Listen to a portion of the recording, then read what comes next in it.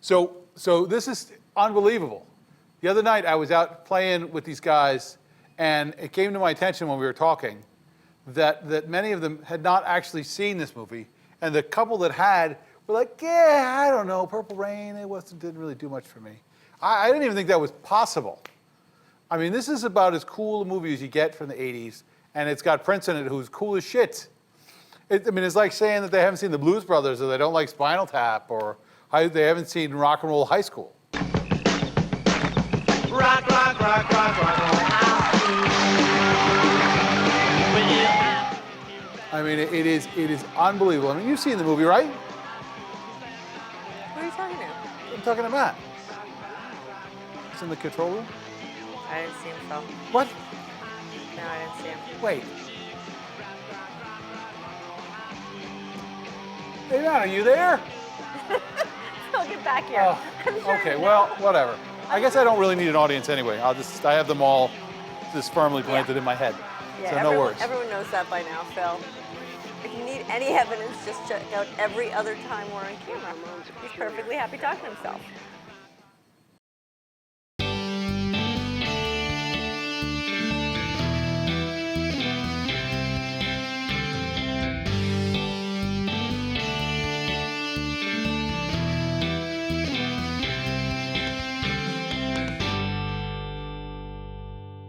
I'm ready. So anyway, so the basic premise of this fine piece of cinema is that Prince, who is called the Kid, is a struggling rock and roller. I don't know how old the kid's supposed to be. And he's trying to make it in the cutthroat. Okay, hold on, time out. The wire is hanging down here. So you just fix it. Driving me bonkers. And he's trying to... It's driving me bonkers. Go ahead.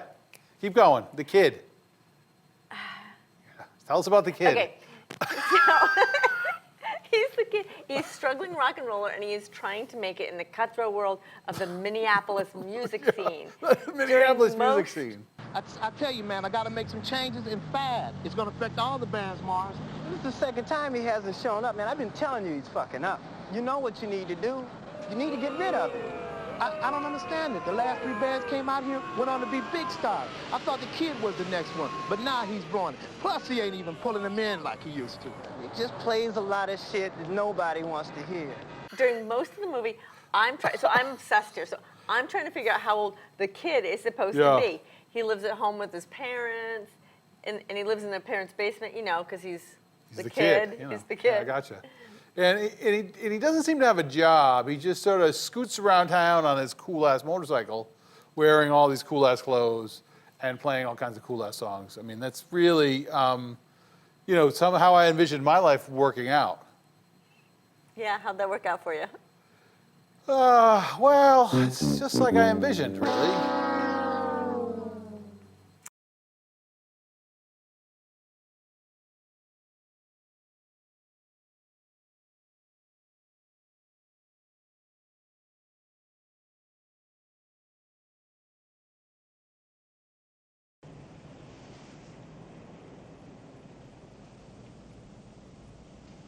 You gonna get married?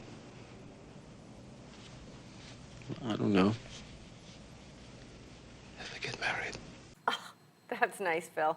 The Kid is playing his music at the famous Do we have to say the Kid? The Kid is playing his music at the First Avenue Club.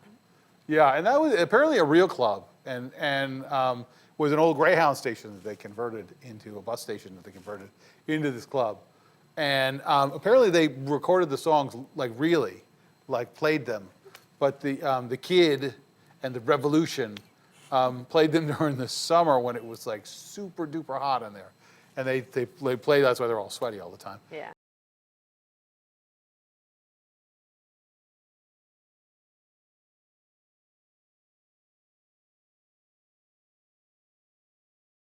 Okay, so to come out on top, the Kid has to conquer his demons and make the music that connects with the audience. Oh my God. And I don't want to give it away, but there's an amazing redemptive moment where the Kid is playing Purple Rain.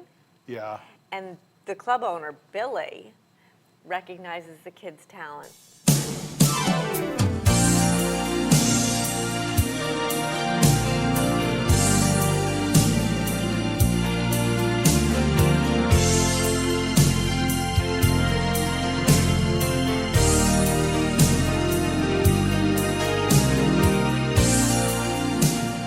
Yeah, I got to that point and I really welled up inside.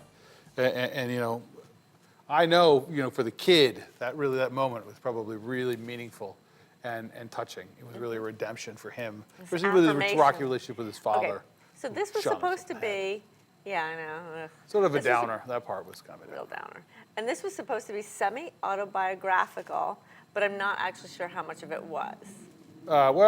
We do know that he rode his own motorcycle, for sure. In case you're wondering, that is a 1981 Honda-matic automatic transmission CM400. It had a purple Craig Vetter fairing and the high handlebars added. As I mentioned, it had an automatic transmission. And I think I need to get one of those because I think that's something Sure thing, I Phil. need. Okay, here's the deal.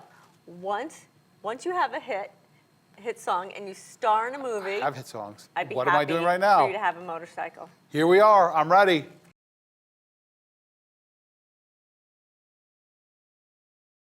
So as with all these movies, when I look back at a movie from the 80s, there's always a couple of things I go, what the heck is that? So there were some with this one too. Okay. And I think you maybe had the same thing. First thing was that hit me really when we started watching it was Prince's voice, because I have heard him perform. I've heard all of his music. I love his music. Well, not all of it, but most of it.